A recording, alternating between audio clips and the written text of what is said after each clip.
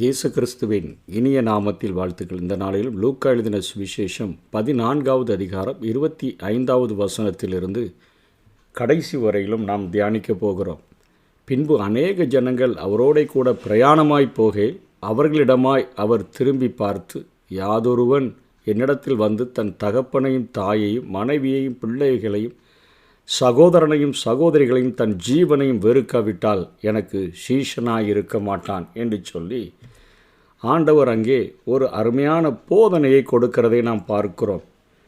தவறான புரிந்து கொள்ளுதலை திருத்துகிறதற்கு ஆண்டவர் முயற்சிக்கிறார். அவரை பின்பற்றுகிறவர்களுக்கும் அவரிடமிருந்து கற்றுக்கொள்ளுகிறவர்களுக்கும் தேவையான தகுதிகள் எப்படி இருக்க வேண்டும் என்று சொல்லி ஆண்டவர் போதிக்கிறதை பார்க்கிறோம். முந்தின பகுதியில் எளிய ஜனங்களை, சப்பானிகளை, ஊனரை, குருடரை எல்லாரையும் விருந்துக்கு அழைத்து வரும்படியாக சொன்னபடினால இஸ்ரவேல் ஜனங்களிடத்திலிருந்து ரட்சிப்பானது புறஜாதிகளிடத்திற்கு வந்திருக்கிறது. ஆகவே எல்லாரையும் அவர் ஏற்றுக்கொள்வார் என்கிற ஒரு தவறான போதனைகள் வந்துவிடக்கூடாது என்பதற்காக தன்னை பின்பற்றுகிறவர்கள், தன்னோடு கூட வருகிறவர்கள் திரளான ஜனங்களாய் இருந்தாலும் அவர்கள் உண்மையாய் தன்னை பின்பற்றவில்லை. தன்னை பின்பற்றுகிறவர்களுடைய சுபாவங்கள் எப்படி இருக்க வேண்டும் என்று இயேசு போதிக்கிறார். இன்றைக்கும் திரள்கூட்ட ஜனங்கள் கிறிஸ்தவர்கள் என்கிற பெயரின் போர்வையில் வாழ்ந்து கொண்டிருக்கிறார்கள். ஆனால் அவர்கள் உண்மையாக இயேசு கிறிஸ்துவின்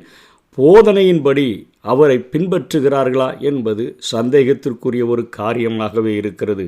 இயேசு எதிர்பார்க்கிற காரியம் அவர்கள் எப்படி பின்பற்ற வேண்டும் என்று சொல்லி இந்த பகுதியிலே ஒரு 4 விதமான காரியங்களை ஆண்டவர் கற்றுக் கொடுக்கிறதை பார்க்கிறோம். முதலிலே ஒரு ஆழமான ஒரு அர்ப்பணம் தேவை. தன்னை பின்பற்றுகிற இன்றைக்கு வாழ்கிற ஆண்டவருடைய பிள்ளைகள் என்று சொல்லுகிற ஒவ்வொருவருக்கும் ஆழமான ஒரு அர்ப்பணிப்பு வேண்டும் என்பதை 26வது வசனத்திலும் 33வது வசனத்திலும் இயேசு போதிக்கிறார். யாதும் ஒருவன் என்னிடத்தில் வந்து தன் தகப்பனையும் தாயையும் மனைவியையும் பிள்ளைகளையும் சகோதரனையும் சகோதரிகளையும் தன் ஜீவனையும் வெறுக்காவிட்டால் எனக்கு சீஷனாய் இருக்க மாட்டான். 33 அப்படியே உங்களில் எவனாகிலும் தனக்கு உண்டானவைகளை எல்லாம் வெறுத்து விடாவிட்டால் அவன் எனக்கு சீஷனாய் இருக்க மாட்டான். ஆண்டவர் எல்லாவற்றையும் வெறுத்து விடும்படியாக சொல்லவில்லை. தகப்பனை வெறுத்துரு, தாயை வெறுத்துரு, மகனை வெறுத்துரு, மகளை வெறுத்துரு, மனைவியை வெறுத்து விடு என்று சொல்லவில்லை. அதை மத்தேயு 10:37 தெளிவாக இயேசு போதிக்கிறதை நாம் புரிந்து கொள்ள முடியும். தகப்பனையாவது தாயையாவது என்னிலும் அதிகமாய் நேசிக்கிறவன் எனக்கு பாத்திரன் அல்ல.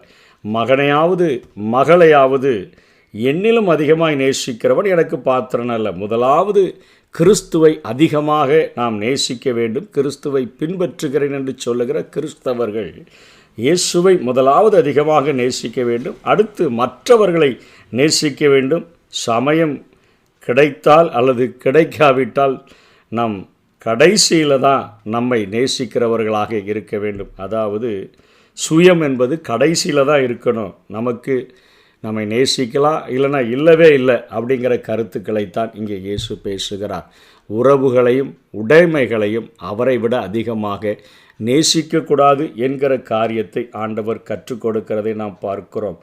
அதாவது குறைவாக நேசித்தல் என்கிற பொருளில்தான் இங்கே வெறுத்து என்பது வருகிறது.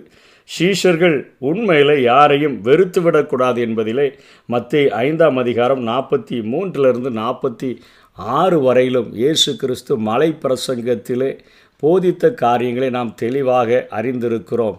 அங்கே அருமையாக சொல்லிக் கொடுக்கிறார். உனக்கு அடுத்தவனை சிநேகித்து உன் சத்துருவை பகைப்பாயாக என்று சொல்லப்பட்டதை கேள்விப்பட்டிருக்கிறீர்கள். நான் உங்களுக்கு சொல்லுகிறேன், உங்கள் சத்துருக்களை சிநேகியுங்கள், உங்களை சபிக்கிறவர்களை ஆசீர்வதியுங்கள், உங்களை பகைக்கிறவர்களுக்கு நன்மை செய்யுங்கள், உங்களை நிந்திக்கிறவர்களுக்காகவும் உங்களை துன்பப்படுத்துகிறவர்களுக்காகவும் ஜெபம் பண்ணுங்கள். இப்படி செய்வதினால் நீங்கள் பரலோகத்தில் இருக்கிற உங்கள் பரமபிதாவுக்கு புத்திரராய் இருப்பீர்கள். அவர் தீயோர் மேலும் நல்லோர் மேலும் தமது சூரியனை உதிக்க பண்ணி நீதி உள்ளவர்கள் மேலும் அநீதி உள்ளவர்கள் மேலும் மழையை பெய்ய பண்ணுகிறார். உங்களை சிநேகிக்கிறவர்களையே நீங்கள் சிநேகிப்பீர்கள், ஆனால் உங்களுக்கு பலன் என்ன? ஆயக்காரரும் அப்படி செய்கிறார்கள் அல்லவா? நேசத்தை குறித்து இத்தனையாக சொல்லிவிட்டு ஆண்டவர் வெறுத்துவிட சொல்லவில்லை. ஆண்டவருக்கு முதலிடம், அதற்கு அப்புறம் மற்ற நேசங்கள் என்று சொல்லி ஆண்டவர் இங்கே கற்றுக் கொடுக்கிறதை நாம் பார்க்கிறோம். 2வது காரியத்தில் கணக்கு பார்க்கும்படியாக ஆண்டவர் கற்றுக் கொடுக்கிறார். ஒரு காரியத்திலே இங்கே ஒரு கோபுரத்தை கெட்டுகிற ஒரு மனிதனை குறித்து இங்கே ஆண்டவர் பேசுகிறதை பார்க்கிறோம். ஒருவன் ஒரு கோபுரத்தை கட்ட மனதாயிருந்து அவன் அதை கட்ட தொடங்கி முடிக்க திராணி இல்லாமல் போனான் என்று சொல்லி தன்னை மற்றவர்கள் பரியாசம் பண்ணாதபடிக்கு அஸ்திவாரத்தை போட்டுறான். அதை கட்டி முடிக்கிறதுக்கு திராணி இல்லாமல் போகாதபடிக்கு அதை கட்டி தீர்க்கிறதற்கு தனக்கு நிர்வாகம் உண்டோ இல்லையோ என்று முன்பு அவன் உட்கார்ந்து செல்லும் செலவை கணக்கு பாராமல் இருப்பானோ என்று இயேசு கிறிஸ்து கேட்கிறார். என்ன, ஒரு ஆவிக்குரிய ஒரு கோபுரத்தை கட்டுகிறதற்கு ஆண்டவரிடத்தில் அர்ப்பணிக்கும் பொழுதே நம்முடைய போதனைகள் நமக்கு தெளிவாக தெரிந்திருக்க வேண்டும். அன்றியும் தேவ பக்தியாய் நடக்க மனதாயிருக்கிற யாவரும் துன்பப்படுவார்கள் என்று வேதம் சொல்லுகிறது. கண்ணீரே இல்லை, கவலையே இல்லை, கஷ்டமே இல்லை, நம்முடைய சரீரம் நோய்களுக்கு அது பாதிக்கப்படாது, நம்முடைய சரீரம் தேவதூதர்களின் சரீரத்தை போன்றல் என்றது சொல்லி போதிக்கிற, அதாவது கலப்பு உபதேசங்களை கேட்டுக்கொண்டு கஷ்டமில்லாத கண்ணீரில்லாத வாழ்க்கைத்தான் கிறிஸ்தவ வாழ்க்கை என்று நினைத்துவிடக்கூடாது. ஆண்டவர் நமக்குள்ளாக பரிசுத்த ஆவியானவரை தந்து இந்த சத்தியங்களுக்கு நேராக நம்மை ஆயத்தப்படுத்தி வழி நடத்துகிறதற்கு நம்மை விட்டு கொடுக்க வேண்டும். ஒரு ஆவிக்குரிய கோபுரத்தை கட்டும் பொழுது நம்மை அர்ப்பணிக்கும் பொழுது ஆண்டவருக்கு முழுமையாக அர்ப்பணித்து விட்டால் நான் முடிவு பரியந்தமும் நிலை நிற்பேன், நான் ரட்சிக்கப்படுவேன், முடிவு பரியந்தமும் நிலை நிற்கிறவனே ரட்சிக்கப்படுவான் என்று சொல்லுகிறபடியினால் இந்த ஆவிக்குரிய கோபுரத்தை என்னால் கட்ட முடியும், நான் அதை முடிக்க முடியும், நான் அழைத்த அழைப்பை எதற்காக அழைக்கப்பட்டனோ அந்த அழைப்பை பிடித்து கொண்டு நான் தொடர்ந்து ஓட முடியும் அப்படிங்கிற ஒரு நம்பிக்கையோடு கூட நாம் வாழ்க்கையை தொடங்குவோம் என்று சொன்னால் எத்தனை கஷ்டங்கள், எத்தனை வேதனைகள், எத்தனை சோதனைகள், பெருவெள்ளம் வந்தாலும் பெருங்காற்று அடித்தாலும் அந்த வீட்டின் மேலே மோதினாலும் அஸ்திபாரமாகிய இயேசுவின் மேலே நான் போடப்பட்டிருக்கிறபடியினால் அவர் என்னை ஒவ்வொரு நாளும் என்னை உருவாக்கி எனக்கு என்னுடைய ஆவிக்குரிய கட்டடத்தை கட்டுகிறதற்கு உதவி செய்கிறபடியினால் நான் முடித்து விடுவேன். என்னுடைய வாழ்க்கையை நான் ஆண்டவருடைய கரத்தில் நித்திய ஜீவன் வரையிலும் நான் செல்லுகிற வரையிலும் அதை சரியாக நான் பராமரித்து கட்டிப்பிடிப்பதற்கு அவர் உதவி செய்வார் என்கிற ஒரு நம்பிக்கையோடு கூட நாம் ஓட வேண்டும் என்கிற காரியத்தை இயேசு இங்கே இரண்டாவது கற்றுக் கொடுக்கிறதை பார்க்கிறோம். கணக்கு பார்க்க வேண்டும் என்று சொல்லுகிற காரியத்தை பார்க்கிறோம். மூன்றாவது வலிமையை பார்க்க வேண்டும். இங்கே ஒரு ராஜா மற்றொரு ராஜாவோட யுத்தம் செய்ய போகிற போது தன்மேல் 20,000 சேவகரோடு வருகிறதை அவன் தன் 10,000 சேவகரோட, அதாவது 20,000 பேரை கூட்டிட்டு ஒரு ராஜா யுத்தம் செய்ய வருகிறான். இவன்கிட்ட இருக்கிறது 10,000 என்பது 10,000 குறிக்கிறது. சேவகரை கொண்டு எதிர்க்க கூடுமோ கூடாதோ என்று முன்பு உட்கார்ந்து ஆலோசனை பண்ணாமல் இருப்பானோ என்று சொல்லி பேசுகிறார். கூடாது என்று கண்டால் மற்றவன் இன்னும் தூரத்தில் இருக்கும்போதே ஸ்தானாபதிகளை அனுப்பி சமாதானத்துக்கானவைகளை கேட்டுக்கொள்ளுவானே. அப்படியே உங்களில் எவனாகிலும் தனக்கு உண்டானவைகளை எல்லாம் வெறுத்து விடாவிட்டால் அவன் எனக்கு சீஷனாக இருக்க மாட்டான். வலிமையை பார்க்க வேண்டும். இங்கே எதிர் சூழலின் நடுவில் எதிர்த்து நிற்கிற துணிவை தீர்மானித்து கொள்ள ஆண்டவர் இங்கே அழைப்பு கொடுக்கிறார். இல்லையே அலைகடல் நடுவில் அலறிய சீடர்களின் கதியாக நம்முடைய வாழ்க்கை மாறி நாம் அமிழ வேண்டிய சூழல் ஏற்பட்டுவிடும். தேவகுமாரனாகிய இயேசு கிறிஸ்து ஒவ்வொரு நாளும் நம்மோடு கூட இருந்தால் எல்லாவற்றையும் எதிர்கொள்ள முடியும் என்கிற ஒரு விசுவாசம் நமக்கு உண்டாகிவிடும். அங்கே எபேசியருக்கு அங்கே பவுல் எழுதும் பொழுது 6ஆம் அதிகாரம் 10ஆம் வசனத்திலிருந்து 18ஆம் வசனம் வரையிலும் அருமையாக அவர் கற்றுக் கொடுக்கிறதை பார்க்கிறோம். அவர் அழகாக சொல்லுகிறார், ஒரு ஆவிக்குரிய யுத்தம் உண்டு, கடைசியாக என் சகோதரரே கர்த்தரிலும் அவருடைய சத்துவத்தின் வல்லமையிலும் பலப்படுங்கள். பலத்தை நாம் ஆராய்ந்து பார்க்க வேண்டுமே, வலிமையை ஆராய்ந்து பார்க்க வேண்டுமே. கர்த்தரிலும் அவருடைய சத்துவத்தின் வல்லமையிலும் நாம் பலப்பட்டோம் என்று சொன்னால் நிச்சயமாக அது 20,000 பேரை கூட்டிக் கொண்டு சத்துருவானவன் வந்தாலும் நம்மிடத்தில் இருக்கிறது கொஞ்சமாக இருந்தாலும் நாம் நிச்சயமாக வெற்றி பெற முடியும். நீங்கள் பிசாசின் தந்திரங்களோடு எதிர்த்து நிற்க திராணி உள்ளவர்களாகும்படி தேவனுடைய சர்வாயுத வர்க்கத்தையும் தரித்து கொள்ளுங்கள். ஏனெனில் மாம்சத்தோடும் இரத்தத்தோடும் அல்ல, துரைத்தனங்களோடும் அதிகாரங்களோடும் இப்பிரபஞ்சத்தின் அந்தகார லோகாதிபதிகளோடும் வான மண்டலங்களில் உள்ள பொல்லாத ஆவிகளின் சேனைகளோடும் நமக்கு போராட்டம் போராட்டம் உண்டு. ஆகையால் தீங்கு நாளிலே அவைகளை நீங்கள் எதிர்க்கவும் சகலத்தையும் செய்து முடித்தவர்களாய் நிற்கவும் திராணி உள்ளவர்களாகும்படிக்கு தேவனுடைய சர்வாயுத வர்க்கத்தையும் எடுத்துக்கொள்ளுங்கள் என்று சொல்லி அங்கே பவுல் பேசுகிறார். சத்தியம் எனும் கச்சை அது அறையில் கட்டப்படணும். நீதி என்னும் மார்க்கவசம், சமாதானத்தின் சுவிசேஷத்திற்குரிய ஆயத்தம் என்னும் பாதரட்சையை கால்களில் தொடுக்கணும். பொல்லாங்கன் ஏகிற அக்னி ஆஸ்திரங்களை எல்லாம் அவிழ்த்து போடத்தக்கதாக எல்லாவற்றிற்கும் மேலாக விசுவாசம் என்னும் கேடகத்தை பிடித்து கொண்டவர்களாக நில்லுங்கள் என்று சொல்லி இரட்சணியம் என்னும் தலை சீரா தேவ வசனமாகிய ஆவியின் பட்டயத்தையும் எடுத்துக்கொள்ளுங்கள். வலிமையை நாம் கணக்கு பார்க்க வேண்டும். வலிமையை கணக்கு பார்க்க வேண்டும் என்று சொன்னால் கர்த்தரிலும் அவருடைய சத்துவத்தின் வல்லமையிலும் ஒவ்வொரு நாளும் நாம் பலப்பட்டோம் என்று சொன்னால் உலக சூழ்நிலையில், உலக வாழ்க்கையில் சத்ரு ஒவ்வொரு நாளும் எவனை விழுங்கலாமோ என்று கெர்ச்சித்து வகை தேடி திரிகிற அந்த சத்ருவினுடைய எல்லா விதமான சூழ்ச்சிகளில் நின்றும் நாம் நிச்சயமாக வெற்றி பெற முடியும். தன்னை பின்பற்றுகிறவர்கள் இப்படி இருக்க வேண்டும் என்று சொல்லி ஆண்டவர் விரும்புகிறார். கடைசியாக நான்காவதாக சிலுவையை சுமக்க வேண்டும் என்று ஆண்டவர் இங்கே கற்றுக் கொடுக்கிறதை பார்க்கிறோம். லூக்காவில் அந்த 14வது அதிகாரம் 27வது வசனத்தில் ஆண்டவர் சொல்லுகிறார், ஒருவன் தன் சிலுவையை சுமந்து கொண்டு எனக்கு பின் செல்லாதவன் எனக்கு சீசனாக இருக்க மாட்டான். இதற்காகத்தான் நாம் அழைக்கப்பட்டிருக்கிறோம். ஒரு மலர்படுக்கையினுடைய வாழ்க்கை அல்ல. அதாவது சில நீர்க்குமிழ்களைப் போல சிற்றின்பங்களைத்தான் உலகம் தர முடியும்.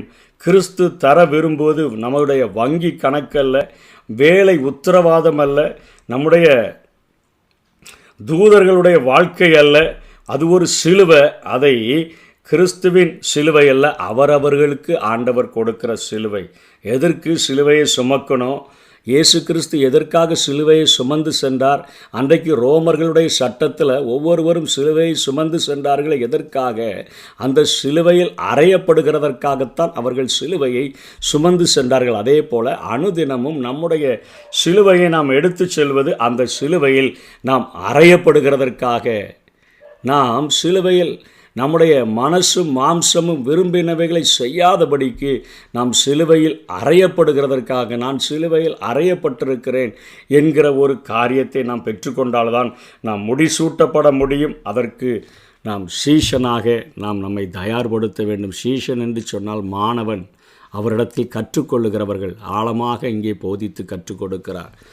ஆழமான ஒரு அர்ப்பணிப்பு தேவை. முதல் நேசம் என் மேலே, ரெண்டாவது உலக மக்கள் மேலே, மூன்றாவது உன்னை நேசிக்கலாம், இல்லைனா உன்னை முழுவதும் வெறுத்து விடலாம் என்கிற காரியத்தை கற்றுக் கொடுக்கிறார். ரெண்டாவது, நான் என்னுடைய ஆவிக்குரிய அந்த மாளிகையை, கோபுரத்தை கட்டி முடிப்பதற்கு தேவனுடைய பலத்தில் நான் கட்ட முடியும்.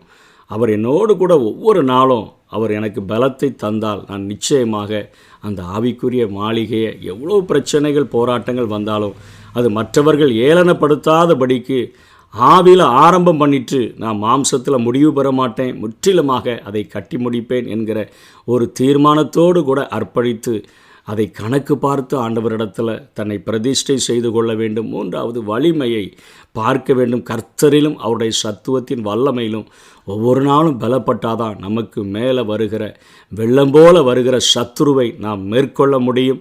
நான்காவதாக, சிலுவையை சுமக்க வேண்டும். எதற்கு? அந்த சிலுவையில் நாம் அறையப்படுகிறதற்கு நம்மை ஒப்பு கொடுத்தால் மாத்திரமே நாம் முடிசூட்டப்பட முடியும். இதுதான் கிறிஸ்தவ வாழ்க்கை.